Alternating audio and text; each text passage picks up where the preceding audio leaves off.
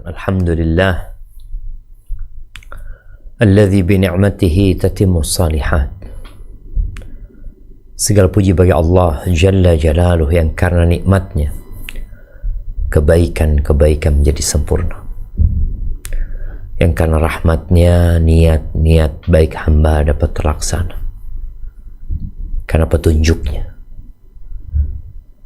taufik dan hidayahnya kita tetap bisa berada di atas jalan yang mengantarkan ke surga Allah Azza wa Jalla. Semoga Allah Jalla Jalaluh menyempurnakan nikmatnya buat kita dan mematikan kita husnul khatimah. Allahumma salli wa sallim ala abdika wa rasulika sayyidina wa maulana Muhammadin wa ala alihi wa ashabihi ajma'in. Ya Allah, semoga salawat dan salam senantiasa Engkau curahkan untuk hamba kekasih-Mu, untuk baginda Nabi kita Muhammad alaihi salatu wassalam, untuk keluarga beliau, untuk istri-istri beliau, untuk putra-putri beliau, dan untuk seluruh sahabat Nabi. Semoga Allah meridhai kita bersama mereka. Allahumma anfa'na bima 'allamtana wa 'allimna ma yanfa'una wa zidna ilman. Kembali kita berjumpa setelah libur cukup panjang, libur kajian online, walaupun mungkin para jamaah tetap mengaji dan belajar dengan ustadz-ustadz yang lainnya. Semoga ilmu yang Allah berikan kepada kita menambah ketakwaan, meningkatkan keimanan. Kita masuk ke bab nomor 189, bab fadl mashi ilal masajid, bab tentang keutamaan pergi ke masjid. Kita tahu masjid ini adalah rumah Allah Azza wa Jalla, di mana Rasulullah sallallahu alaihi wasallam pernah menyampaikan bahwa afdalul biqa'i ilallahi masajiduha. Sebaik-baiknya tempat di muka bumi ini adalah masjidnya. Jadi kalau engkau tinggal di Jember atau tinggal di kota manapun, di Jakarta, kalau ditanya mana tempat yang paling istimewa di Jakarta, mana tempat yang paling mulia di Bandung, mana tempat yang direkomendasikan untuk dikunjungi, maka sampaikan kepada mereka tempat yang paling recommended untuk dikunjungi, untuk menjadi destinasi seorang muslim adalah masjid. Wa abghadul biqa'i ilallahi aswaquha. Sebaliknya, tempat yang paling tidak direkomendasikan untuk dikunjungi, tempat yang paling dibenci oleh Allah Azza wa Jal adalah pasar-pasarnya. Artinya kalau engkau hendak berangkat ke pasar, pastikan engkau memang memiliki kebutuhan. Pastikan engkau memiliki niat yang baik, sehingga di tempat yang dibenci itu engkau tidak terdampak dengan keburukan yang ada di tempat itu. Kembali ke masjid yang menjadi penghias keindahan sebuah kota adalah masjid. Rasulullah sallallahu alaihi wasallam tatkala beliau hijrah ke kota Madinah dan beliau sampai di Quba, yang pertama beliau lakukan adalah membangun masjid. Beliau nggak punya rumah, beliau tidak punya tempat tinggal, beliau numpang. Tapi yang ada dalam benak beliau, yang seharusnya dicontoh oleh setiap muslim, adalah bagaimana dia membangun rumah Allah Azza wa Jalla. Man bana lillahi masjidan banallahu lahu baitan fil jannah. Barang siapa yang membangunkan untuk Allah masjid lillah, maka Allah akan membangunkan untuk dia rumah di surga. Sebagaimana dia telah membangun, mendirikan tempat yang paling dicintai Allah di muka bumi ini, maka Allah akan menggantikan untuk dia istana, rumah yang indah, megah di tempat yang kekal dan abadi di surga Allah Azza wa Jalla. Dan tatkala Rasul sallallahu alaihi wasallam beliau sampai ke jantung kota Madinah, setelah beliau beberapa hari di Quba, lalu beliau melanjutkan perjalanan menuju jantung kota Madinah. Yang pertama beliau lakukan juga di sana adalah membangun masjid. Masjid adalah pusat kegiatan umat Islam. Masjid seharusnya menjadi tempat tujuan tatkala engkau punya masalah, tatkala engkau sedang tidak nyaman hatimu, tatkala engkau memerlukan ketenangan, kedamaian, maka berangkatlah ke rumah Allah Azza wa Jalla. Sebentar lagi kita akan membaca, dan dengannya insya Allah kita akan mengetahui apa saja keutamaan pergi ke masjid. Kita akan baca hadis yang pertama, silahkan. Bismillah, hadis nomor 1053. An Abi Hurairah radhiyallahu anhu anna Rasulullah sallallahu alaihi wasallam qala man qada ilal masjidi aw raha a'addallahu lahu fil jannati nuzulan kullama qada aw raha. Muttafaq alaihi. Gimana baca muttafaqnya? Muttafaq alaihi. Muttafaq. Naam. Tafadhal. Naam, Ustaz. Dari Abu Hurairah radhiyallahu anhu bahwa Rasulullah sallallahu alaihi wasallam bersabda, barang siapa pergi di pagi hari ke masjid atau di sore hari, maka Allah persiapkan baginya hidangan di surga tiap kali ia pergi di pagi hari atau di sore hari. Muttafaq alaihi. Barakallahu fiik. Di hadits Abu Hurairah yang baru saja kita baca, Rasulullah sallallahu alaihi wasallam menyampaikan kepada para sahabatnya bahwa barang siapa yang ghada ilal masjid, yang dia pergi di waktu ghadwah. Jadi kalau bicara waktu ghadwah disebutkan bahwasanya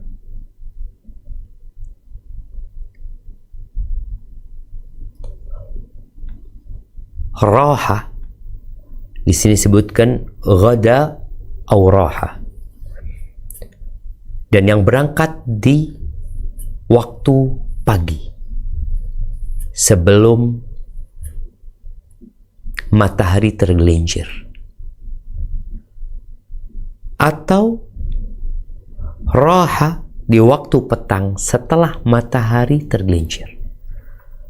Kalau bicara sholat, maka sholat yang sebelum waktu tergelincirnya matahari, sholat wajibnya adalah sholat subuh,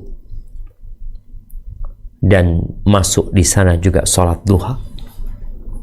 Adapun yang setelah matahari tergelincir sampai keesokan harinya adalah sholat zuhur, asar, maghrib, isya, masuk di sana sholat tarawih dan sholat-sholat lainnya.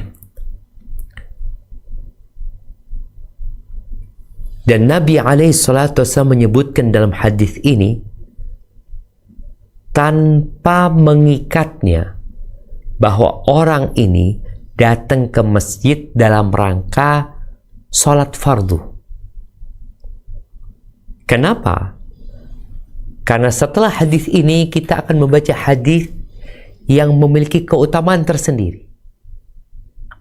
Kalau di sini bebas, dia berangkat ke masjid manapun dalam rangka bukan hanya melakukan sholat fardu. Boleh jadi dia datang di waktu duha jam 9 pagi untuk kajian, ada kajian ilmu, atau dia datang di waktu duha untuk sholat duha. Seperti beberapa orang yang mungkin bekerja, kemudian dia mampir seorang ojek online di waktu duha sebelum dia ngangkut apapun, baik berhenti ke masjid sholat duha. Atau dia berangkat ke masjid dalam rangka i'tikaf sambil nunggu waktu sholat zuhur.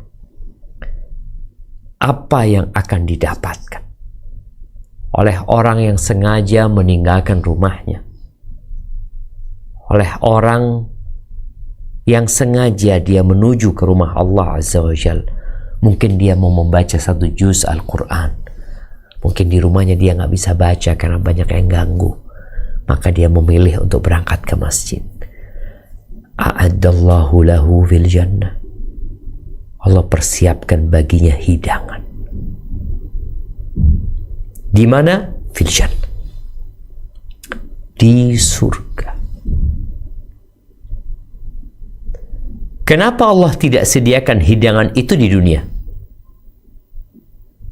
Kalau Allah sediakan hidangan itu di dunia, apa gunanya untuk manusia? Dia akan mengkonsumsinya, kemudian akan menjadi kotoran, lalu selesai. Dia bakal mati dan meninggalkan dunia ini. Dan kalau setiap orang ke masjid dikasih hidangan, maka negara akan tutup, perusahaan-perusahaan akan tutup. Kenapa kok tutup? Nggak ada yang akan bekerja. Dulu kita senantiasa mendengar bahwa orang bekerja itu demi sesuap nasi. Kalau sekarang hidangan yang begitu indah, nyaman, lezat sudah ada di masjid, semua orang akan ke masjid. Tidak akan ada yang bercocok tanam. Tidak akan ada yang bekerja membangun rumah. Tidak ada yang bekerja di perusahaan membuat mobil atau motor. Karena semua bekerja dalam rangka perutnya. Maka Allah sediakan ini di surga. Nanti, kapan disediakan? Setiap waktu pagi dan petang. Sebagai balasan untuk dia. Karena tatkala dia di dunia, dia berangkat ke masjid. Dan anjuran untuk berangkat ke masjid ini lebih kepada kaum laki-laki. Sedangkan wanita, sholat dia di rumahnya lebih utama, lebih baik daripada sholat dia di masjid. Kita melihat adanya beberapa perbedaan perintah, aturan, sejatinya bukan untuk mendiskreditkan para wanita, tapi dalam rangka memuliakan mereka. Mereka punya tugas, mereka mengemban amanah yang besar. Kalau mereka harus ke masjid juga, maka mereka akan kecapean. Kita mendapati para wanita tidak boleh sholat. Allah gugurkan kewajiban sholat tatkala mereka datang bulan, tanpa punya kewajiban untuk menggantinya. Allah gugurkan kewajiban puasa di bulan Ramadan, namun dia wajib menggantinya. Karena kalau Ramadan setahun sekali, tapi sholat tiap hari. Tapi kalau ada kaum wanita yang berangkat ke masjid dalam rangka dia menuntut ilmu, insya Allah dia tetap mendapatkan fadilah. Barakallahu fikum. Baik, kita lanjutkan. Bismillahirrahmanirrahim. Hadis nomor 1054. Wa anhu anna nabiyya sallallahu alaihi wasallam qol man tatahhara fi baitihi thumma madha ila baitin min buyutillahi liyaqdiya faridatan min faraidillahi kanat khutuwatuhu ihdaha tahuttu khati'atan wal ukhra tarfa'u darajatan. Rawahul Muslim. Dari Abu Hurairah radhiyallahu anhu, dari Nabi Shallallahu alaihi wasallam bersabda, barang siapa yang bersuci di rumahnya lalu pergi kepada salah satu rumah Allah, masjid, untuk menunaikan salah satu ibadah fardu yang telah diwajibkan Allah, maka langkah-langkahnya terhitung untuk setiap langkah menghapus satu dosa dan yang satu lagi mengangkat satu derajat. Rawah Muslim. Nah, hadis yang kedua dalam bab ini, hadis Abu Hurairah radhiyallahu taala anhu. Nabi alaihi salatu wasallam menyebutkan keutamaan yang berbeda untuk amalan yang bertambah. Apa amalannya? Yang pertama, man tatahhara fi baitihi. Barang siapa yang bersuci dari rumahnya. Jadi dia bersuci dari rumahnya. Baik itu dengan dia mandi junub ketika dia junub, atau dia berwudu, atau dia bertayamum tatkala dia termasuk orang yang diperbolehkan untuk bertayamum. Dia melakukan itu di rumahnya, di tempat dia. Boleh jadi kalau dia di tempat kerja, dia tidak berwudu di musola, dia tidak berwudu di masjid, tapi berwudunya di rumah. Subhanallah, saat ini hampir setiap masjid dan musola ada tempat wudu, ada toiletnya. Di masa Nabi alaihi salatu wasallam sepertinya belum ada. Ini orang berwudu dari tempat tinggalnya. Yang kedua, dia sengaja untuk datang ke rumah dari rumah Allah Azza wa Jalla.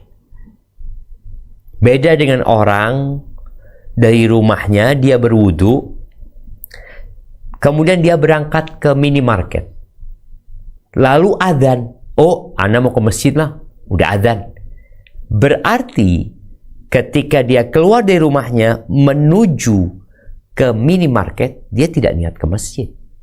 Niatnya baru dari minimarket. Wallahu a'lam bishawab. Boleh jadi fadilah yang akan dia dapatkan sejak dia dari minimarket, bukan dari rumahnya. Karena memang dia tidak punya niat. Innamal a'malu binniyat wa innamal likulli imri'in ma nawa. Kemudian yang ketiga, dia pergi ke masjid dalam rangka melaksanakan sholat fardu. Ingat hadis yang pertama mutlak. Artinya dia berangkat ke masjid.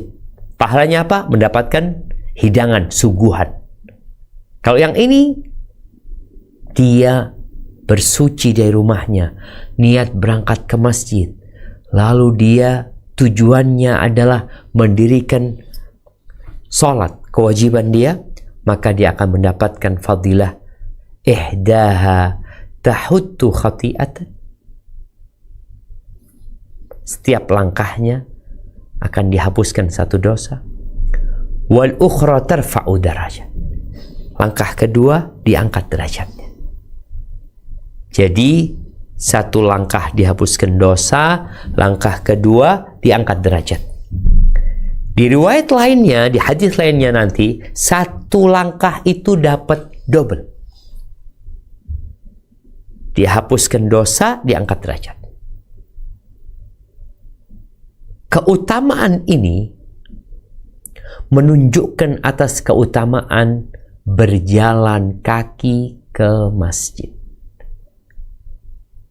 Yang kedua, keutamaan ini akan didapat oleh orang yang berjalan kaki. Dia ke masjid, dia berjalan kaki ke masjid, dia tidak menggunakan kendaraan. Artinya jarak menentukan keutamaan dia. Ketika dia melangkah 100 langkah, maka 100 langkah itu dia akan mendapatkan keutamaan. Kalau dia 5 kali dalam sehari, maka dia akan mendapatkan keutamaan dikali 5. Kita adalah pendosa. Langkah-langkah itu akan menghapuskan dosa dan mengangkat derajat. Jadi kalau bicara mengangkat derajat, betapa banyak derajat di surga Allah Azza wa Jalla. Karena orang kalau 10 tahun, dia tiap hari ke masjid 5 waktu. Berapa derajat yang akan dia dapatkan? Bagaimana dengan orang yang ke masjid menggunakan kendaraan? Insya Allah dia akan mendapatkan pahala. Kalau Anda membaca penjelasan Syekh Ibn Utsaimin rahimahullahu ta'ala, ya dengan putaran roda itu, setiap satu putaran dia akan dihitung 1 langkah. Akan tetapi ganjaran itu sesuai dengan kelelahan dan keletihan yang dirasakan. Gak sama lah yang naik kendaraan dengan yang jalan kaki. Bentar lagi kita akan membaca hadisnya. Bagaimana ternyata jalan kaki tetap lebih utama. Namun bukan berarti kita akhirnya jalannya mutar. Kita tahu masjid kita ini jaraknya cuma 100 meter. Tapi ada jalan lain yang mungkin 500 meter. Akhirnya kita berjalan dengan jalan yang jauh untuk mendapatkan langkah yang banyak. Tidak. Ya udah, memang rumahmu di situ, masjidnya ada di sana, engkau sholat di sana.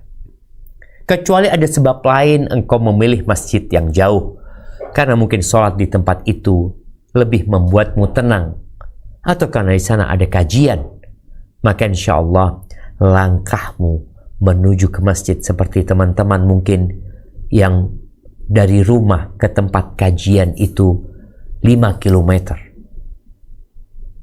Sekalian dia di sana mau sholat maghrib dan sholat isya, maka dia akan dapat keutamaan yang dahsyat sekali. Kita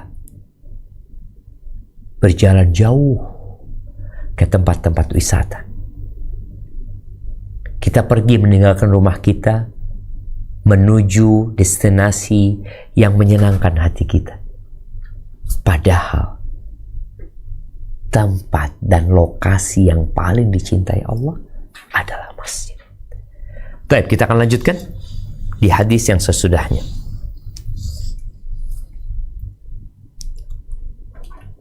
Hadis nomor 1055. Bismillahirrahmanirrahim. Wa an Ubay bin Ka'b radhiyallahu anhu qala kana rajulun minal ansar لا أعلم أحدا أبعد من المسجد منه وكانت لا تخطئه صلاة فقيل له لو اشتريت حمارا تركبه في الظلماء وفي الرمضاء قال ما يسرني أن منزلي إلى جنب المسجد إني أريد أن يكتب لي ممشاي إلى المسجد ورجوعي إذا رجعت إلى أهلي فقال رسول الله صلى الله عليه وسلم قد جمع الله لك ذلك كله رواه مسلم.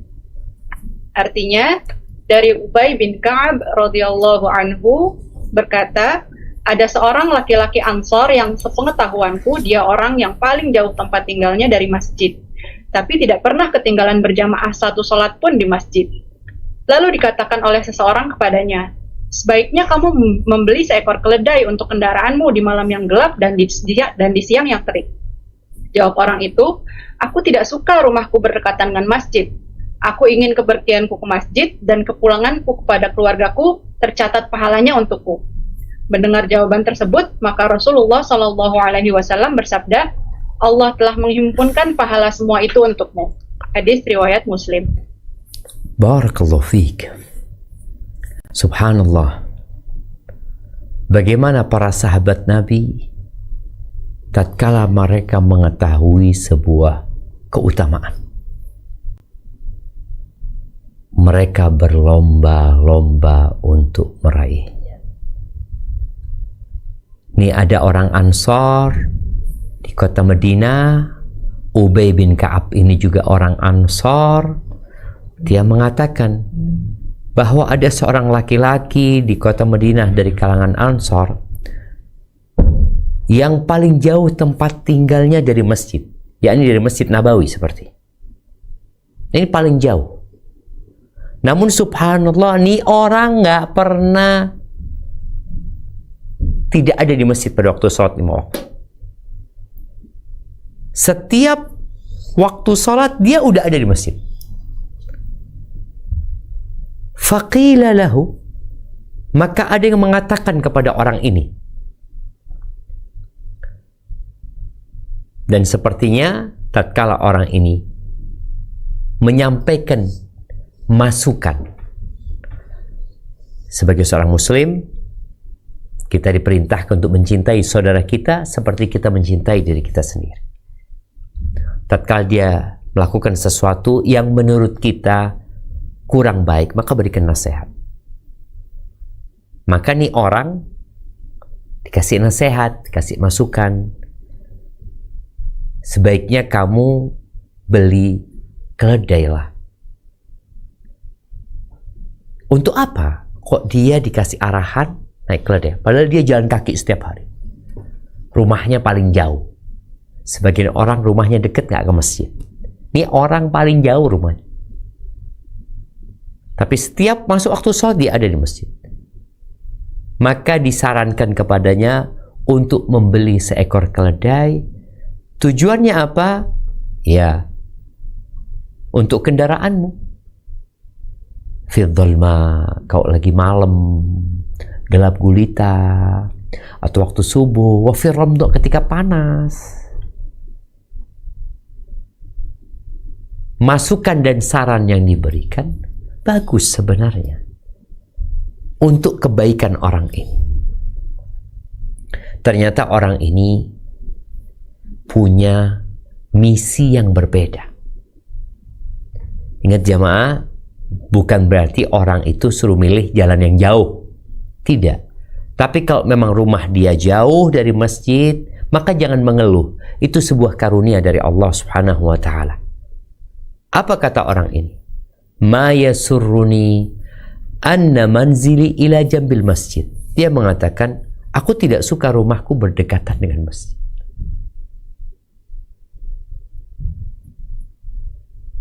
Kenapa? Aku ingin jalan kakiku. Ingat, dia ditawari naik keledai. Jawaban dia, aku ingin jalan kakiku. Mamsyaya ilal masjid. Ya, ini mungkin perlu diperbaiki di terjemahannya. Aku ingin kepergianku. Coba ditampilkan terjemahannya.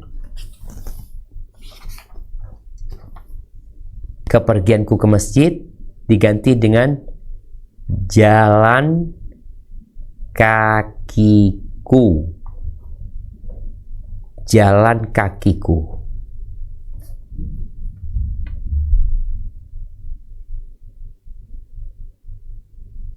Dan kepulanganku, dan jalan kakiku ketika pulang maksudnya, dan kepulanganku ketika pulang ke keluargaku. Jadi ini ditawarin naik keledai. Maka dia mengatakan, aku ingin jalan kakiku ke masjid dan kepulanganku berjalan kaki lagi. dari masjid itu ditulis sebagai pahala kebaikan buat aku, dicatat pahalanya. Faqala Rasulullah SAW. Rasulullah SAW mengatakan kepada sahabat ini, qad jama'allahu laka dzalika kullahu. Allah telah menghimpunkan pahala semua itu untukmu. Maka hadis ini menjadi dalil bahwa berjalan kaki lebih baik daripada berkendaraan. Berjalan kaki ketika panas tentunya berbeda pahalanya dengan berjalan kaki ketika suasananya adem. Allah itu Maha adil dan bijak. Allah Jalla Jalaluhu mengatakan, "Faman ya'mal mithqala dzarratin khairan yarah." Barang siapa yang beramal kebajikan seberat semut, dia akan mendapatkan.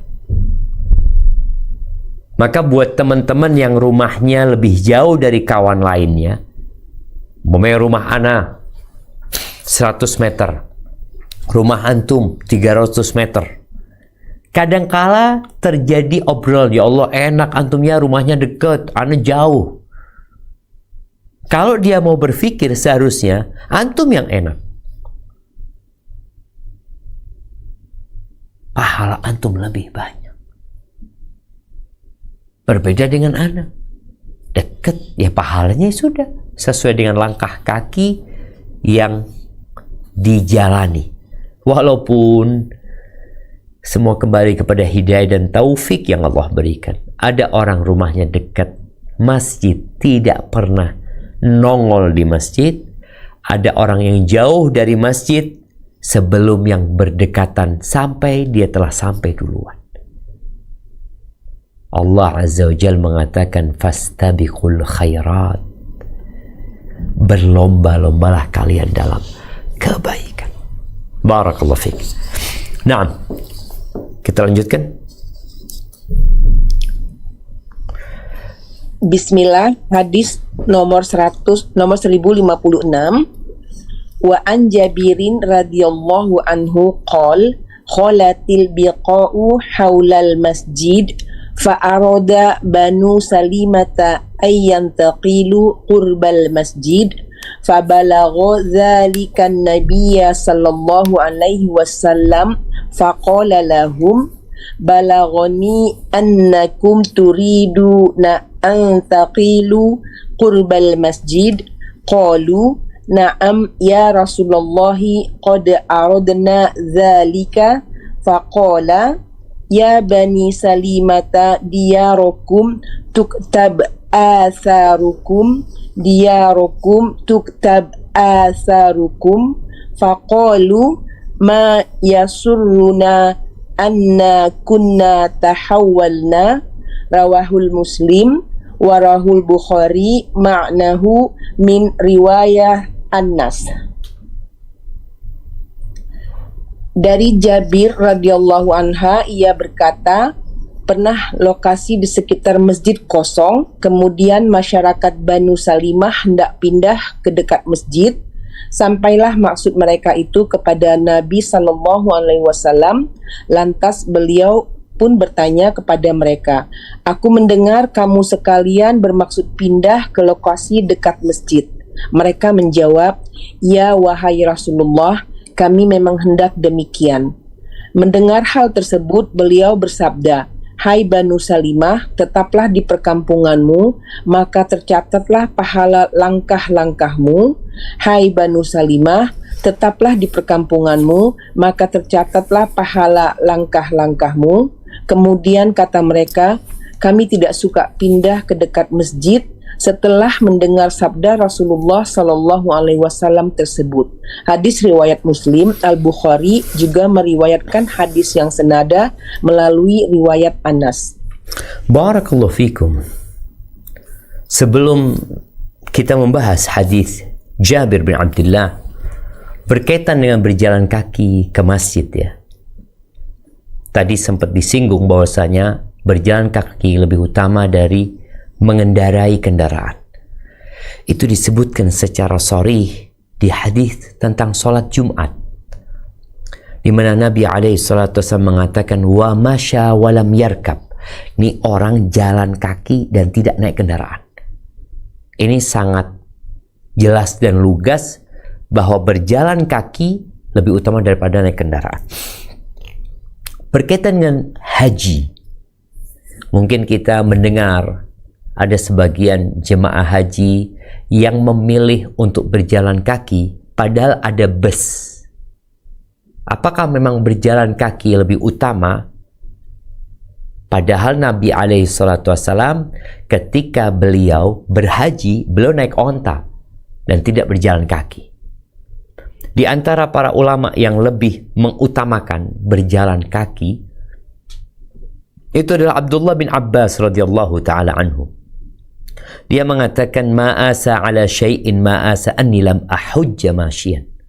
Tidak ada satu hal yang aku sesali seperti penyesalanku karena aku belum haji jalan kaki. Hajiku itu nggak jalan kaki, naik kendaraan. Hasan al-Basri, Al-Hasan ibn Ali. Al-Hasan ibn Ali disebutkan bahwa dia haji 15 kali berjalan kaki. Padahal onta-onta itu dipandu di depan dia. Dia memilih untuk berjalan kaki. Dan bagaimana mereka memandang hajinya Nabi SAW ketika beliau naik onta. Nabi naik onta Sallallahu Alaihi Wasallam ketika haji dalam rangka memberikan pelajaran kepada para sahabatnya. Kalau berjalan kaki nggak semuanya kelihatan, tapi kalau naik onta para sahabat pada berjalan kaki sehingga mereka bisa melihat Rasulullah Sallallahu Alaihi Wasallam. Jadi insya Allah berjalan kaki tetap lebih utama daripada berkendaraan. Nah, di hadis Jabir bin Abdullah disebutkan bahwa lokasi di sekitar Masjid Nabawi itu kosong. Bicara masjid ini, yang dimaksud adalah Masjid Nabawi. Banu Salimah itu tempat tinggal mereka di dekat Masjid Qiblatain. Jadi Masjid Qiblatain ini mungkin jaraknya, coba dilihatkan ya, antara Masjid Qiblatain dengan Masjid Nabawi berapa jaraknya? Mungkin 2 kilo lebih atau kurang ya. Nanti bisa dilihat. Akhirnya Banu Salimah ini mereka biasa sholat di Masjid Nabawi. Baru pulang nanti. Lumayan jauh. Ditambah lagi salah satu imam mereka, Mu'ad bin Jabal, itu biasanya dia sholat Isya di Masjid Nabawi. Kemudian nanti dia pulang jadi imam di masjid kampungnya. Jadi di kampungnya itu nunggu pulangnya Mu'ad bin Jabal. Yang pernah Mu'ad akhirnya membaca surat Al-Baqarah ketika beliau menjadi imam. Radhiyallahu ta'ala anhu. Akhirnya muncullah pemikiran mereka hendak pindah ke dekat Masjid Nabawi. Udah ketemu. Nah, berapa kilo? Masjid Qiblatain ya. Waduh, ini mungkin jalannya muter ya, jadi jauh.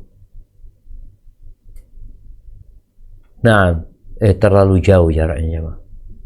Itu kan ada jalannya, kayaknya jalannya itu jalan kaki padahal ya. Jalan kaki. Kalau dulu sepertinya bisa lurus ya, Jemaah. Kalau sekarang mungkin karena kalau ditarik lurus kayaknya nggak seperti itu, karena anak pernah berjalan kaki nggak sampai 1 jam lah ke masjid karena mungkin banyak bangunan, banyak jalan sekarang sehingga jalan kakinya pun agak kesulitan. Tapi ala kulli hal itu Masjid Qiblatain. Mereka ingin dekat Masjid Nabawi.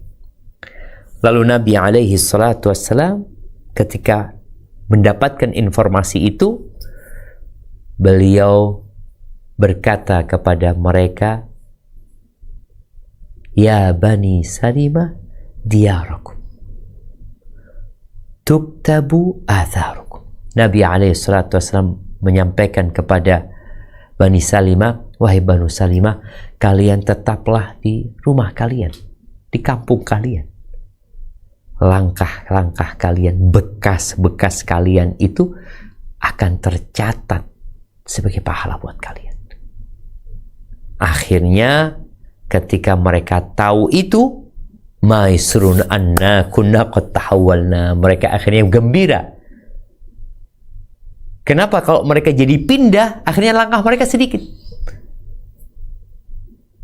Ini bukan mencari-cari tadi masjid yang jauh ya. Kita boleh mencari masjid yang jauh karena ada alasan.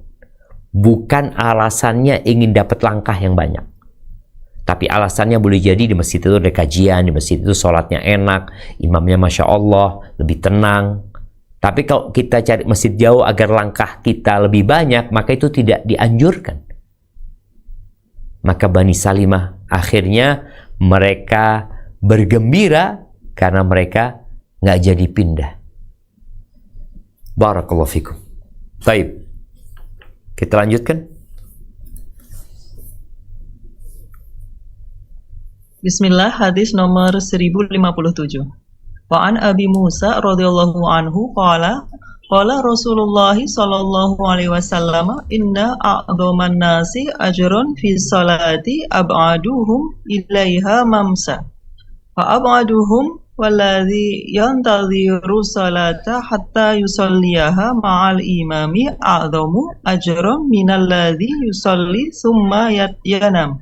Muttafaq alaih. Dari Abu Musa, dia berkata, Rasulullah Shallallahu Alaihi Wasallam bersabda, sungguh orang yang paling besar mendapatkan pahala sholat adalah orang yang paling jauh perjalanannya, dan orang yang menunggu sholat supaya mereka dapat mengerjakannya berjamaah bersama imam lebih besar pahalanya daripada orang yang sholat lalu dia tidur. Muttafaq alaih. Barakallahu fiik. Ini hadis riwayatkan Imam Bukhari dan Muslim, menyebutkan bahwasanya pahala orang yang ke masjid itu berbeda-beda. Masjidnya sama, tapi tempat mereka beda-beda ketika ke masjid. Maka Nabi SAW menyebutkan yang paling besar pahalanya adalah yang paling jauh langkah kakinya. Perjalanan dia ditempuh dengan jarak yang jauh. Tapi boleh jadi ini jaraknya jauh tapi naik kendaraan. Ini jaraknya tidak terlalu jauh, dia jalan kaki. Maka perhitungannya pun berbeda. Kemudian disebutkan walladzi yantadhiru ssalata hatta yusalliha ma'al imam, dan orang yang menunggu sholat supaya mereka dapat mengerjakannya berjamaah bersama imam lebih besar pahalanya daripada orang yang sholat lalu dia tidur. Jadi ada orang ke masjid nunggu sholat sama imam. Kita tahu sholat isya itu dianjurkan untuk diakhirkan. Bahkan Nabi SAW beliau pernah mengakhirkan sampai 1/3 malam. Itu para sahabat di masjid nungguin. Mereka nggak sholat kemudian pulang. Artinya kadang-kadang orang nunggu capek, Allah lama imamnya, akhirnya dia sholat, kemudian dia pulang tidur. Dia nggak berjamaah, juga dia tidur. Ini orang nunggu imamnya, walaupun lama. Di beberapa masjid kita lihat ada timer. Masjid itu cuma 5 menit. Masjid sana 15 menit. Antara adzan dan qomat. Masjid sana 25 menit. Ternyata waktu menunggu itu adalah waktu yang berpahala. Ada nilainya. Sebagian kita mungkin, anak sholat masjid sana enak. 5 menit sudah qomat. Dia datang adzan, 5 menit sudah qomat. Yang sana, lama, anak nunggu itu sampai bisa baca 1/4 juz. Alhamdulillah, engkau bisa berdoa, bisa berzikir, dan pahalanya berbeda. Maka dikatakan di sini, Walladzi yantadhiru salata hatta yusalliha ma'al imam. Dia nunggu imamnya. Maka pahalanya lebih besar daripada yang sholat kemudian pulang tidur. Lelah, capek, letih, itu di sisi Allah ada perhitungannya. Tapi kalau di sisi manusia kadangkala ya kita melihat orang yang lelah, letih kerjanya belum tentu lebih besar pahalanya. Belum tentu lebih besar bayarannya. Boleh jadi yang santai lebih besar bayaran yang didapatkan. Tapi Allah Azza wa Jalla menetapkan tadi pahala sesuai dengan keletihan, capek, dan lelah. Dan ada unsur-unsur lain yang menyebabkan sebuah amalan menjadi lebih utama lagi. Barakallahu fiik. Baik, lanjutkan.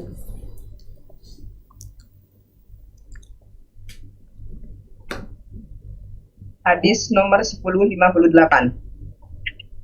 Wa an Buraidah radhiyallahu anna Rasulullah sallallahu alaihi wasallam qala Bashirul masya'ina fid dhulami ilal masajidi bin nurit tammi yaumal qiyamah. Rawahu Abu Dawud wa Tirmidzi. Dari Buraidah radhiyallahu an dari Nabi sallallahu alaihi wasallam bersabda, sampaikanlah berita gembira kepada orang-orang yang suka pergi berjalan kaki di malam gelap ke masjid-masjid, yaitu bagi mereka cahaya yang sempurna di hari kiamat kelak. Hadis riwayat Abu Dawud dan At-Tirmidzi. Barakallahu fiik. Ada kondisi yang sebagian orang jadi malas ke masjid. Kita tahu athqalus salati 'alal munafiqin salatul isya wa salatul fajr. Salat yang paling berat dilakukan oleh orang-orang munafik adalah salat isya dan salat subuh. Dua salat ini dalam kegelapan. Di masa lalu dan masa sekarang pun masih gelap. Walaupun di masa lalu tentunya lebih gelap, membutuhkan pencahayaan, tidak seperti di masa kita sekarang. Ada lampu di jalanan walaupun gelap gulita. Maka ganjaran yang didapatkan oleh orang yang berangkat ke masjid dalam kegelapan. Atau kemarin Ramadan dia berangkat ke masjid jam 1 malam untuk ikut sholat tarawih yang diakhirkan. Maka berbeda tentunya dengan yang sholatnya pada masa terang. Apa pahala yang akan didapatkan? Maka disebutkan dalam hadis ini an-nur tam yaumul qiyamah, dengan cahaya yang sempurna pada hari kiamat. Subhanallah. Setelah penimbangan amal, manusia kelak di padang mahsyar akan digiring menuju ke neraka jahanam. Mereka digiring menuju ke sirat, sedangkan orang-orang kafir akan berjatuhan. Dan pada saat itu Allah buat kegelapannya. Disitulah Allah bagikan cahaya.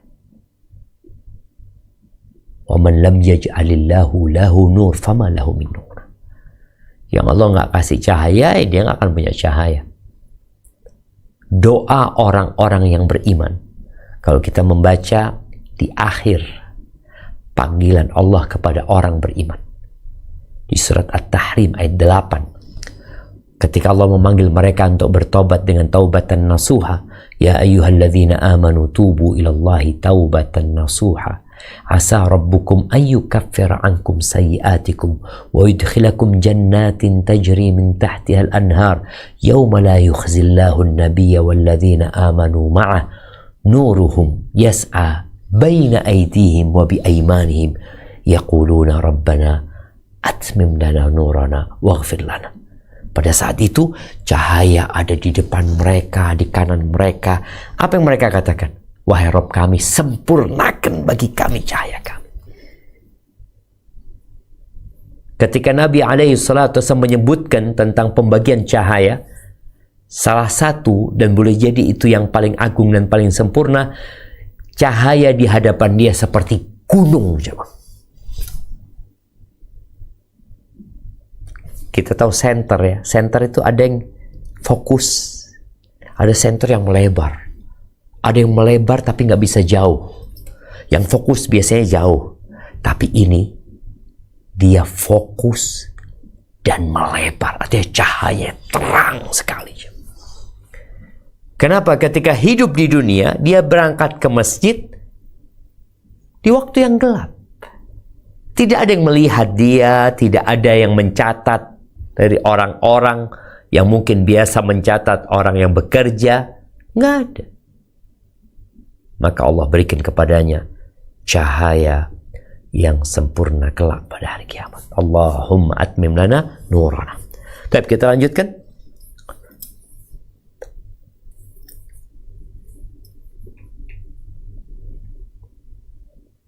Bismillah, hadis 1059. Wa an Abi Hurairah radhiyallahu anhu anna Rasulullah sallallahu alaihi wasallam qala ala adullukum ala ma yamhullahu bihil khotoya wa yarfa'u bihi darajati. Qalu bala ya Rasulullah. Qala isbaghul wudu'i alal makarihi wa kathratul khuta ilal masajidi wa intidharu sholati ba'da sholati fadzalikumur ribatu rawahu Muslim. Dari Abu Hurairah radhiyallahu anhu bahwa Rasulullah Shallallahu alaihi wasallam bersabda, maukah aku tunjukkan kepada kalian sesuatu yang dengannya Allah menghapus dosa-dosa dan meninggikan derajat? Sahabat menjawab, ya wahai Rasulullah. Beliau bersabda, menyempurnakan wudhu pada situasi yang tidak disukai seperti di musim dingin, banyaknya langkah pergi ke masjid-masjid dan menunggu sholat berikutnya setelah mengerjakan sholat. Itulah aribat. Hadis riwayat Muslim. Barakallahu fikum. Di hadis ini Rasulullah sallallahu alaihi wasallam menyampaikan sebuah pesan dengan metode yang sangat menyentuh hati para sahabat, membuat mereka konsentrasi, fokus dengan apa yang hendak disampaikan. Beliau menggunakan metode pertanyaan dengan berkata kepada mereka, ala adullukum, maukah aku tunjukkan kepada kalian? Maukah kalian? Tunjukin apa? Amalan yang menghapuskan dosa dan meninggikan derajat, mengangkat derajat. Maka para sahabat menjawab, bala ya Rasulullah. Lalu di hadis ini Nabi SAW menyebutkan 3 hal. Yang pertama, isbaghul wudu alal makari, menyempurnakan wudu ya, pada situasi yang tidak disukai. Ini sudah pernah kita bahas ketika bicara tentang keutamaan wudu. Jadi bagaimana dia nggak asal-asalan wudunya, dia wudunya sah, tapi ada yang sempurna, dia ulangin sampai 2 kali, dia 3 kali ya, supaya mendapatkan keutamaan yang lebih, padahal hawanya dingin, tapi dia tetap melakukan itu. Yang kedua yang berkaitan dengan bab kita, wa kathratul khuta ilal masajid, yaitu banyaknya langkah pergi ke masjid.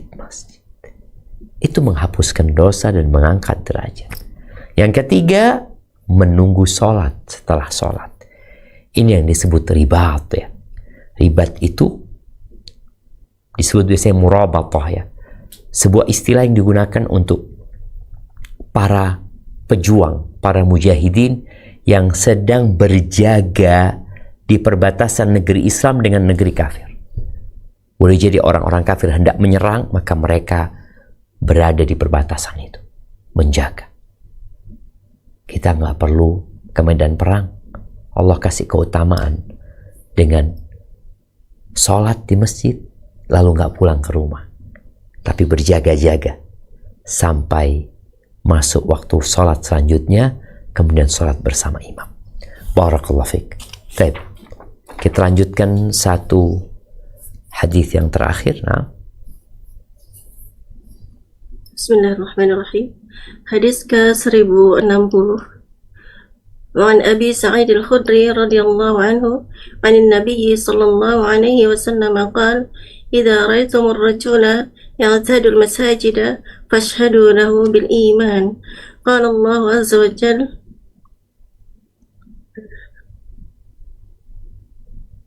أعوذ بالله من الشيطان الرجيم إنما يعمر مساجد الله من آمن بالله واليوم الآخر وأقام الصلاة وآتى الزكاة ولم يخش إلا الله فعسى أولئك أن يكونوا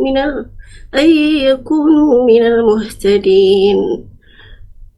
Artinya dari Abu Sa'id Al-Khudri radhiyallahu anhu, Nabi SAW bersabda, apabila kalian melihat seseorang biasa ke masjid, maka saksikanlah bahwa ia beriman. Allah Azza wa Jalla berfirman, orang yang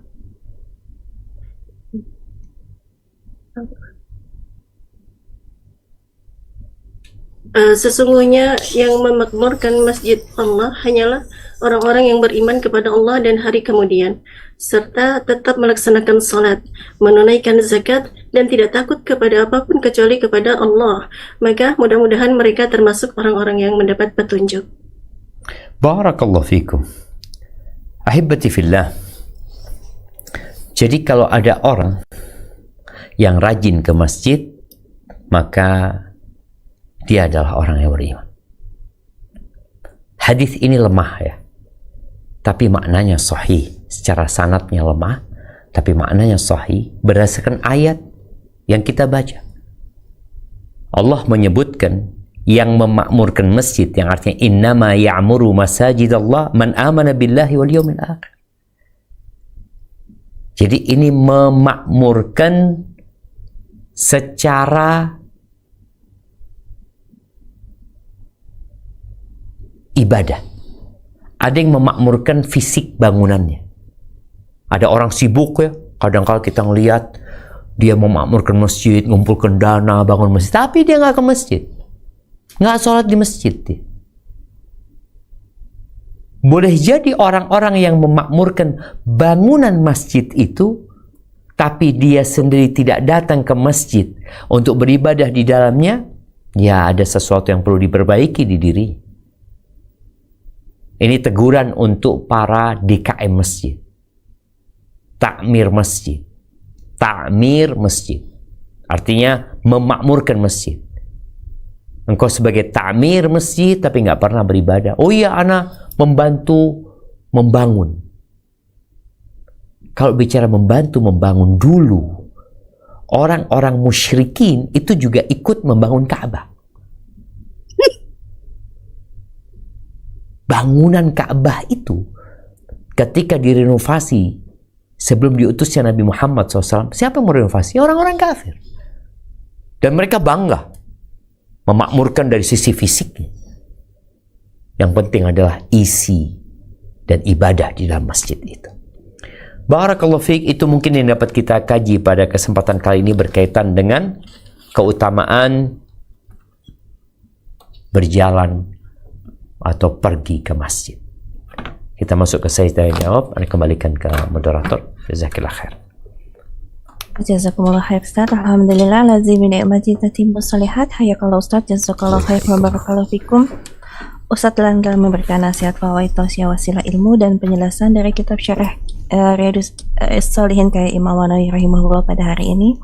Dan sebelum masuk ke sesi kedua, yaitu sesi tanya jawab, kami Ghuraba Muslimah Ghuraba Muskat sebelumnya ingin mengucapkan terima kasih juga kepada channel-channel dan media sunnah yang turut serta menyiarkan merilai kajian pada hari ini. Selain Ghuraba Muslimah tentunya ada Ghuraba Muskat Maidah Ilmu, Kans Media Sunnah, Wesal TV, dan Yayasan Kajian Sunnah Semarang atau YKSS. Kami ucapkan jazakumullah wa barakallahu fikum. dan kita akan memulai mungkin insyaallah sesi tanya jawab untuk 30 menit ke depan. Namun sebelum masuk ke sesi tanya jawab, Ustadz, sedikit ingin kami sampaikan. Kami sadari bahwa manusia tidak lupa dari satu ujian cobaan, dan qadarullah wa alhamdulillah ala kulli hal, teman-teman yang hidup dan berada di tengah-tengah situasi perang sedikit banyak merasakan akibat konflik ini, Ustadz. Maka kami mohon nasihat dari Ustadz untuk menguatkan kami, khususnya yang berada di tengah-tengah situasi ini, dan juga mungkin dimanapun juga ikut terdampak akan konflik perang ini, Ustadz. Mohon nasihatnya, Ustadz. Barakallahu fikum. Ahibati fillah. Allah Azza wa Jalla menyebutkan, ya ayyuhalladzina amanu alaikum anfusakum la yadurrukum man dhalla idza ihtadaitum. Wahai orang-orang beriman, kalian fokuslah dengan diri kalian, memperbaiki diri kita, berusaha untuk menjalankan perintah Allah, menjauhi larangannya, dan tetap amar ma'ruf nahi mungkar. La yadurrukum man dhalla idza ihtadaitum. Tidak akan membahayakan kalian orang-orang yang tersesat asalkan kalian lempeng. Orang-orang yang belok kanan, belok kiri, asalkan kalian lurus, tidak akan membahayakan kalian. Konflik yang terjadi adalah sebuah ujian bagi hamba-hamba Allah Azza wa Jalla. Kepada siapa dia bergantung. Saat Nabi Musa alaihi salam bersama Bani Israel meninggalkan Mesir, lalu mereka sampai ke pantai. Ternyata tidak ada jalan yang dapat mengantarkan mereka ke seberang. Tidak ada jembatan, tidak ada perahu atau kapal yang bisa ditumpangi. Maka Bani Israel mengatakan, falamma tara al-jam'ani qala ashabu Musa inna lamudrakun. Sahabat-sahabat Nabi Musa mengatakan, kita habis sudah. Kenapa? Itu Fir'aun dan bala tentaranya. Apa kata Nabi Musa? Kalla inna ma'iya rabbi sayahdin. Bersama Tuhan, bersamaku ada Tuhanku yang akan memberikan hidayah kepada aku. Kebersamaan seorang muslim dengan Tuhannya itu yang harus senantiasa dibenahi. Nabi Ibrahim alaihissalam ketika dilemparkan ke api, jelas dilemparkan ke api, dan api itu membakar. Apa kata Nabi Ibrahim? Hasbunallah wa ni'mal wakil. Cukup Allah, pelindung kami, Allah sebaik-baiknya yang melindungi. Maka katakan hasbunallah wa ni'mal wakil. Rasulullah SAW bersama para sahabatnya selesai perang Uhud, orang-orang kafir Quraisy hendak datang menyerang kembali menghabisi kota Madinah. Maka para sahabat mengatakan hasbunallah wa ni'mal wakil. Maka nasihat anak, tidak perlu ikut dalam konflik komentar. Ini konflik perang, kita nggak perlu ikut dalam konflik sibuk dengan komentar sana, komentar sini. Fokus dengan diri kita. Kita bukan pemegang kebijakan yang bisa memberikan masukan kepada pihak-pihak terkait. Maka kita lebih fokus kepada diri kita, kemudian berdoa memohon kepada Allah Subhanahu wa taala agar Allah memberikan petunjuk kepada pemimpin-pemimpin yang ada, dan juga berdoa agar Allah memberikan petunjuk kepada kaum muslimin yang kadang-kala mereka tidak mengetahui dengan kondisi perang yang sebenarnya. Ini perang antara siapa dengan siapa. Sebagian mengatakan ini perang dalam rangka membela Islam. Gak ada.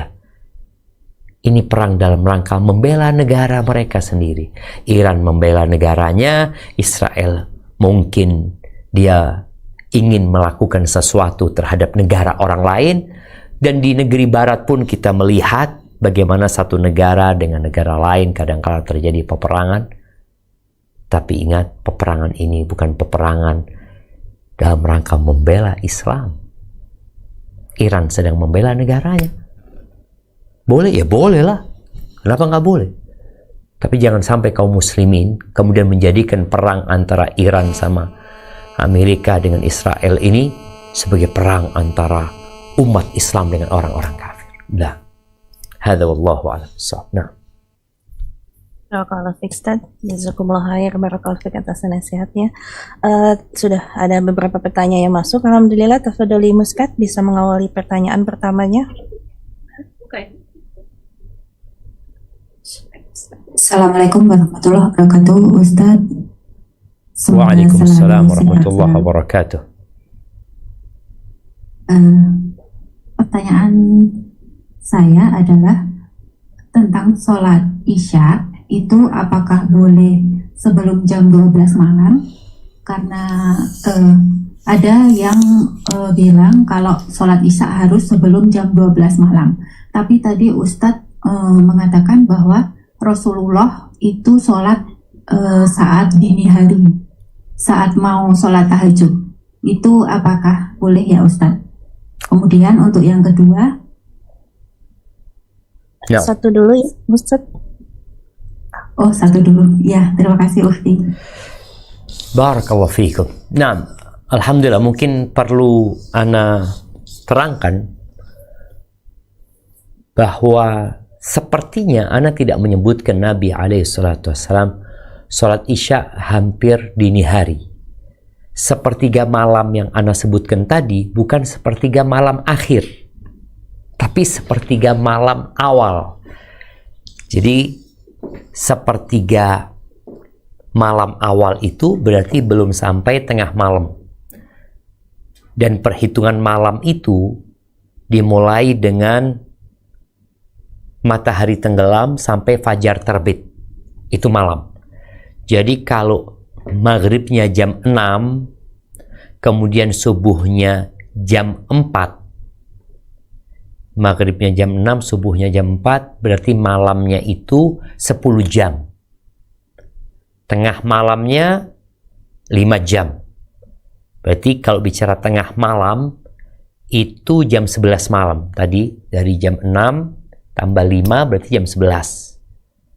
Rasul sallallahu alaihi wasallam pernah mengatakan, "Laula an asyqa ala ummati la akhartul isya ila nisfil lail." Kalau aku tidak takut memberatkan umatku, aku akan akhirkan Isya sampai tengah malam atau sampai sepertiga malam. Bukan sepertiga malam akhir, tapi sepertiga malam awal. Waktu Isya ini sampai kapan? Pendapat yang lebih kuat, insya Allah, waktu Isya itu ada dua. Waktu pilihan dan waktu emergensi. Waktu pilihan itu sampai tengah malam. Artinya kita masih tepat waktu. Setelah tengah malam sampai waktu subuh, itu waktu emergensi. Jadi ketika kita nggak memungkinkan untuk melaksanakan sebelum tengah malam, maka kita laksanakan sebelum waktu subuh. Artinya tetap insya Allah kita tidak dikatakan qadha sholatnya. Karena kalau sudah lepas waktu, kita berarti mengqadhanya. Jadi itu mungkin yang ingin ana sampaikan. Jadi sepertiga malam yang ana maksudkan bukan sepertiga malam akhir, tapi sepertiga malam awal. Rasulullah SAW pernah melakukan sholat malam sehingga para sahabatnya sebagian sudah tidur dalam kondisi duduk mereka di Masjid Nabawi. Hadza wallahu a'lam bissawab. Nah. Barakallahu fiik. Selanjutnya mungkin dari Uktiras, jika ada yang ditanyakan, tafadhali untuk bisa mengambil dan bertanya kepada Ustaz Zuna langsung. Tafadhali Uktiras. Ya Ustaz, jazakallahu khairan. Uktiras. Assalamualaikum Ustaz. Waalaikumsalam. Ini ada titipan pertanyaan, afwan agak panjang Ustaz. Izin bertanya Ustaz.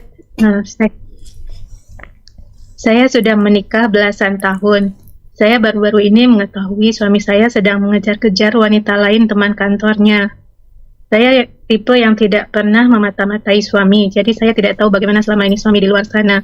Qadarullah, kemarin suami menggunakan laptop saya dan lupa menutup chatnya. Dari pembicaraan sepertinya hubungan mereka belum terlalu jauh, belum sampai zina. Saya awalnya bingung apa yang harus saya lakukan karena walaupun sudah mengaji lama, saya tahu suami egonya tinggi. Tapi kemudian saya banyak mendengarkan kajian tentang perselingkuhan dan dikatakan bahwa tugas istri adalah mengingatkan suami. Akhirnya saya mengajak bicara dan seperti perkiraan suami marah, menyangkal, dan kemudian mendiamkan saya berhari-hari. Tidak ada kata maaf, menyesal, ataupun bertaubat. Pertanyaannya, yang pertama Ustadz, apakah yang sebenarnya harus dilakukan seorang istri ketika mengetahui suaminya selingkuh? Apakah istri memang wajib untuk menasehati suami? Jika istri tutup mata demi menghindari situasi yang lebih buruk, apakah ada dosanya pada istri? Sampai sejauh mana batas perbuatan suami yang masih boleh ditoleransi oleh istri? Yang kedua, mohon nasihatnya juga untuk saya Ustadz, karena saya berusaha untuk berbuat baik dan lebih melayani suami, tapi rasanya sakit. Saya seperti tidak punya harga diri. Saya juga kehilangan rasa percaya pada suami dan rasa ketenangan hati. Jazakallah. Barakallahu fiik. Kullu bani Adam khata'. Ini harus menjadi slogan kita tatkala melihat orang lain melakukan kesalahan. Kita semua melakukan kesalahan. Wa khairul khatta'in at-tawwabun. Dan sebaik-baiknya orang yang melakukan kesalahan adalah yang bertobat kembali kepada Allah Subhanahu wa taala. Dia menyesali, dia meninggalkan itu perbuatan, lalu dia bertekad untuk tidak mengulangi. Bagaimana sikap kita kepada orang yang melakukan kesalahan? Sama sebenarnya. Tugas kita ketika melihat orang lain berbuat salah adalah mengingkari kemungkaran tersebut. Rasul sallallahu alaihi wasallam mengatakan, "Man ra'a minkum munkaran falyughayyirhu biyadihi." Barang siapa di antara kalian melihat kemungkaran, maka hendaklah merubah dengan tangannya. Kalau dia tidak mampu, maka dengan lisannya. Kalau dia tidak mampu, maka dengan hatinya. Tetap dia mengingkari kemungkaran tersebut. Bagaimana kalau yang melakukan kemungkaran adalah seorang suami yang pangkatnya lebih tinggi dari istri, atau seorang ayah yang pangkatnya lebih tinggi dari anak? Tetap kita wajib mengingkarinya. Namun terkadang cara dan metode yang kita ikuti terkadang kurang tepat. Berbeda kita menasehati ayah dengan menasehati anak. Berbeda suami menasehati istri dan istri menasehati suami. Tetap watawasau bil haq watawasau bis sabr. Maka terkadang seorang istri tatkala tahu suaminya melakukan seperti yang dalam pertanyaan, terkadang kita tidak perlu ngomong tentang masalah itu. Kita tahu suami kita sedang salah. Apa akar permasalahannya sehingga terjebak dalam salah? Iman dia sedang lemah. Bagaimana dikuatkan imannya? Bagaimana kita memberitahu dia tanpa kita menggurui? Contohnya, ada potongan video, kita tonton bareng, "Mas, coba nih potongan video bagus nih kayaknya." Kita lihat yang berkaitan dengan dosa yang sedang dia lakukan. Atau diajak dia ziarah kubur. Dikuatkan imannya sebelum kita langsung memberitahu dia. Karena tadi udah disebutin nih, suami egonya tinggi. Dia tidak mau mengakui kesalahan itu. Bagaimana dia bertaubat tanpa dia harus mengakui kesalahan itu kepada istri? Ya dengan cara-cara tadi yang disebutkan. Tapi karena ini sudah terjadi, sang istri sudah berusaha memberitahu dengan cara yang baik mungkin, walaupun dalam pandangan suami mungkin kurang tepat, maka yang harus engkau lakukan adalah datang meminta maaf sama suami. Lu gimana sih yang salah suami, kenapa aneh minta maaf? Seperti itulah cara merajut yang rusak di antara suami istri. Kita sering mendengar istilah sing waras ngalah. Iya. ketika kita tidak ngalah, kita udah ngasih tahu, bukan kita tidak mengingkari kemungkaran, kita udah ingkari. Ya sudah, semoga suami bertobat. Kadangkala dia marah, padahal dia berpikir benar sebenarnya katakan istri. Maka istri sudah menjalankan tugasnya, sekarang kau laksanakan tugasmu yang lain. Itu merajut tadi yang mungkin lagi rusak dengan berbuat baik kepada suami. Kalau dikatakan seakan-akan aku nggak ada harganya, nilai dan hargamu semakin tinggi tatkala engkau datang minta maaf. Sebagian orang berpikir, ya malah nggak ada harganya Ustaz. Enggak. Rasul SAW ketika menyebutkan wanita penghuni surga adalah yang kalau dia dizolimin sama suaminya, atau dia menzolimin suaminya, atau dalam dua kondisi, dia datang kepada suaminya, dia pegang tangan suaminya, lalu dia mengatakan kepada suaminya, La adzuku bi ghumdin hatta tarda. Aku tidak akan memejamkan mata sampai kau ridha. Hadza wallahu a'lam bissawab. Kalau Fikisar, tafadhali dari Sentul, jika ada pertanyaan yang ingin disampaikan bisa langsung unmute. Sentul. Iya. Assalamualaikum warahmatullahi wabarakatuh.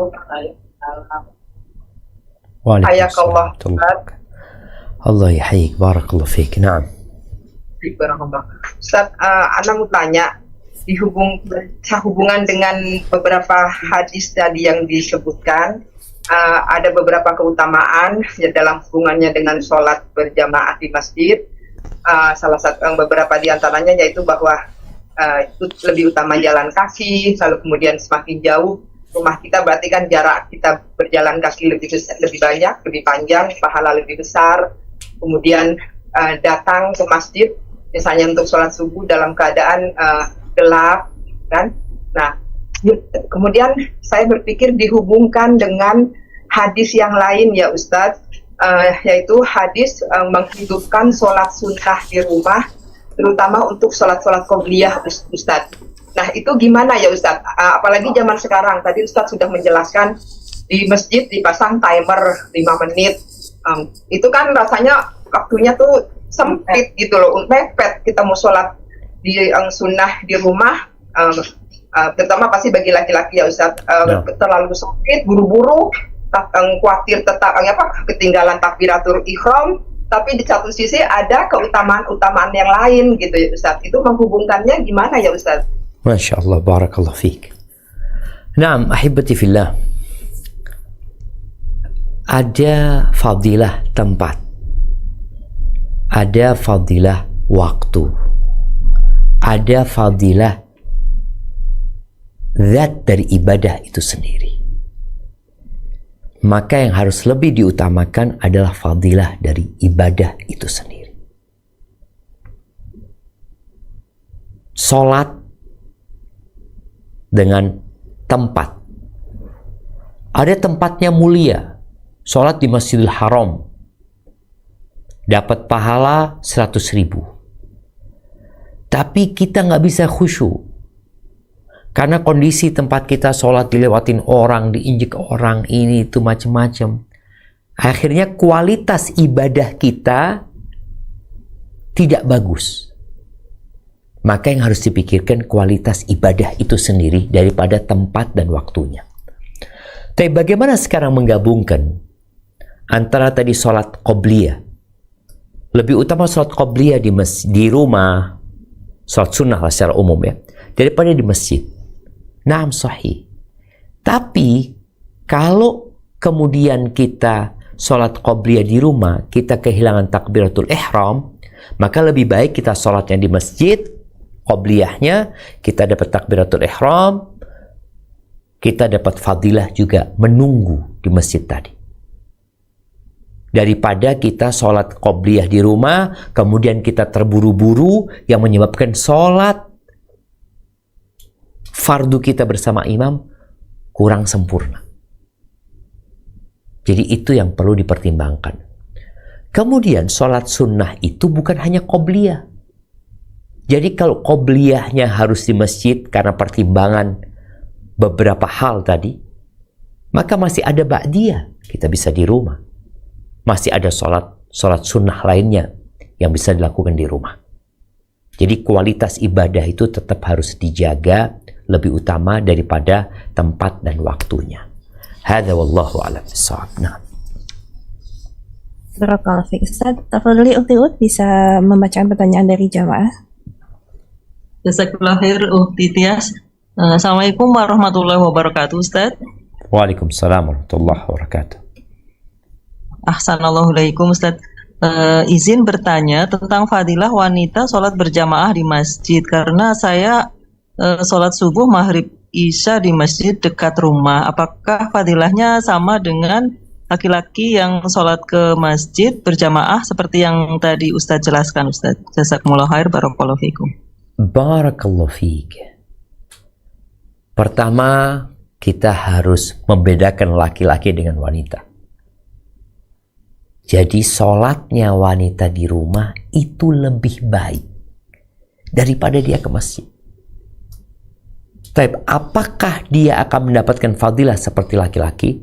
Wallahu a'lam. Mungkin. Tapi kalau dia di rumah, dia lebih baik daripada dia ke masjid. Kalau dikatakan dia akan dapat fadilah jalan kakinya tadi, ya, kemudian nunggu di masjidnya, tapi tetap di rumah dia lebih baik. Makanya sebagian wanita ada yang iri kepada kaum laki-laki, mengatakan, oh enak laki-laki, satu langkah dihapuskan dosanya, satu langkah diangkat derajatnya, sholatnya di masjid berjamaah dapat 27, kita dapatnya 1, engkau dapat lebih baik daripada engkau ke masjid. Artinya kalau dia ke masjid, dia dapat tuh semua pahala langkah-langkah itu.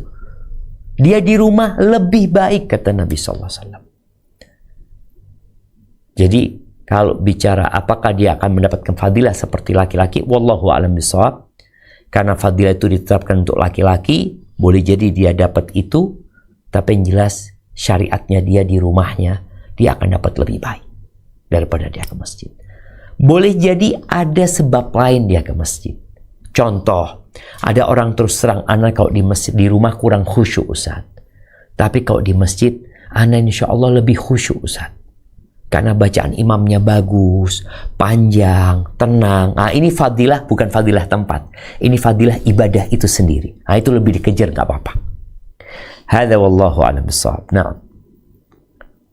Barakallahu fiik Ustaz. Masih boleh berapa pertanyaan Ustaz? Mungkin 2 pertanyaan lagi. Tafadhali. Iya, tafadhali Muskat bisa menyampaikan pertanyaannya kepada Ustaz. Assalamualaikum warahmatullahi wabarakatuh. Waalaikumsalam warahmatullahi wabarakatuh. Saya ada pertanyaan, Ustaz. Setiap saya mengatakan Allah, selalu saya debatin saya karena keutamaan. Afwan, suaranya kok timbul tenggelam. Sekarang Ustaz udah jelas putus apa enggak? Iya, coba dilanjutkan. Ya. Setiap saya mau pergi umroh, selalu saya Afwan, ada yang hilang gitu loh, kata-kata takut. Coba diulangin.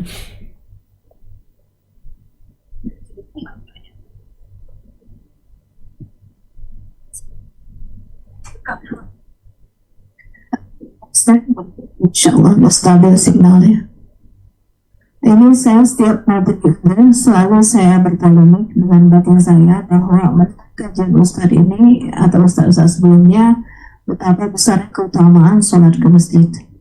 Nah, saya pernah pergi umroh 10 tahun terakhir dan itikaf, suami saya itikaf di Masjid Nabawi. Saya ini mana yang saya pindah gitu. Dosa bilang bahwa itu lebih besar. Lalu suami saya bertanya kepada saya, buat apa kamu ke Madinah kalau kamu hanya mau sholat di hotel saja? Jadi saya pernah punya pengalaman, akhirnya saya pergi ke masjid. Iya ya, mungkin lebih khusyuk karena bacaan lebih enak, terus baca sholatnya lebih panjang.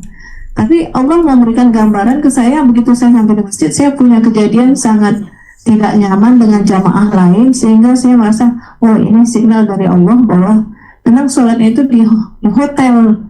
Sudah benar yang saya pilih itu, jangan ke masjid, karena kusyuk sama jamaah yang lain, malah saya tidak dapat kusyuk, malah sakit hati gitu Ustaz. Nah, Apakah itu dosa atau bagaimana Ustaz? Kalau pencerahan. Assalamualaikum warahmatullahi wabarakatuh. Waalaikumsalam warahmatullahi wabarakatuh. Iya, yang pertama kembali kepada innamal a'malu binniyat ya.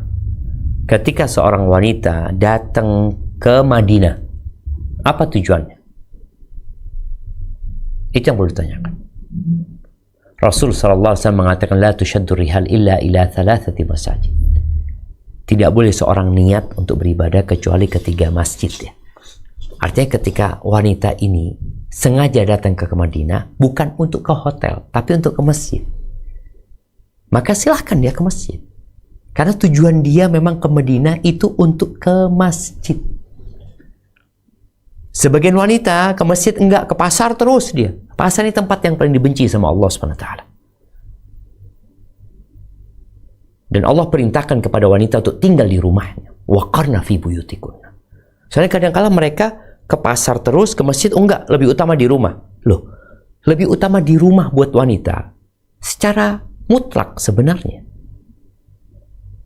Apalagi tadi ketika dia mau ke pasar, dia bisa belanja online. Dia online aja, nggak usah ke pasar. Lebih baik dia di rumah.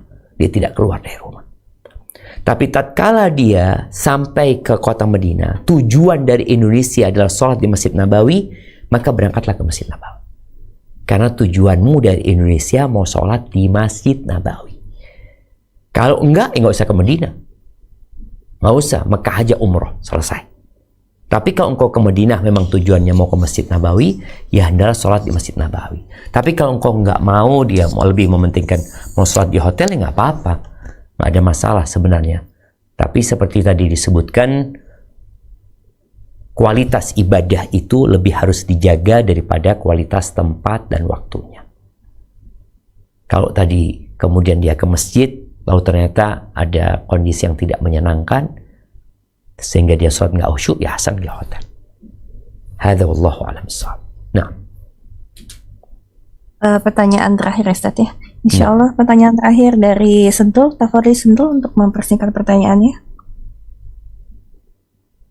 Bismillah, Assalamualaikum warahmatullahi wabarakatuh. Waalaikumsalam warahmatullahi wabarakatuh. Ahsanallahu ilaik bagi Ustadz sekeluarga dan untuk seluruh kru di sana. Ada titipan pertanyaan Ustadz mengenai kalau masjidnya ini masjid yang bukan sunnah gitu, mungkin dia banyak melakukan hal-hal yang tidak dicontohkan oleh Rasul, atau mungkin misalnya ada kuburan di dalamnya gitu. Nah itu bagaimana prioritasnya mengenai kita antara sholat di masjid itu atau cari sholat di masjid lain yang lebih jauh gitu, misalkan Ustadz. Kurang lebih demikian. Jazakallah khair. Barakallahu fiik. Naam, ahibati fillah. Berkaitan dengan masjid, selama masjid itu menegakkan sholat dan sholatnya sesuai dengan sunnah Rasul SAW, maka kita bisa sholat di masjid tersebut. Tapi kalau ternyata tadi disebutkan masjidnya di dalamnya ada kuburan, maka kita cari masjid yang lainnya. Ingat, masjidnya dalamnya ada kuburan, tapi kalau di bagian depannya umpamanya ada pagernya, maka nggak ada masalah, asalkan kuburannya terpisah dari masjid. Tapi kalau masjid itu sholatnya sudah subuhnya 3 rakaat, maka nggak boleh kita sholat di masjid itu. Duhurnya 7 rakaat nggak boleh. Tapi kalau masjid tetap sholatnya 4 rakaat Ustaz, tapi kadangkala sebelum sholat ya mereka ada zikir dan puji-pujian ya, yang membuat anak sholatnya kurang khusyuk sebenarnya Ustaz. Sholat sunnah itu dengan suara itu nggak nyaman. Ba'diyah juga kadang-kala mereka zikirnya keras-keras, jadi nggak nyaman. Ini kan mengganggu di kualitas ibadahnya. Maka kita boleh cari masjid yang lain dalam rangka mendapatkan kualitas sholat kita lebih bagus. Bukan masalah tempatnya ya, tapi sholat kita lebih bagus, itu lebih diutamakan. Jadi kalau kita mau cari masjid lain karena di masjid itu kita lebih khusyuk, tafadhol, itu lebih utama.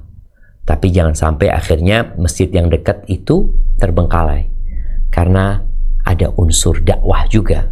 Kalau masjid yang dekat kita tinggalkan, boleh jadi masjid itu loh gimana nggak ada yang sholat di sini gitu loh. Sambil pelan-pelan kita menjalin hubungan baik dengan jamaah di masjid, supaya mereka tahu kalau kita nggak ada masalah sholat di masjid ini.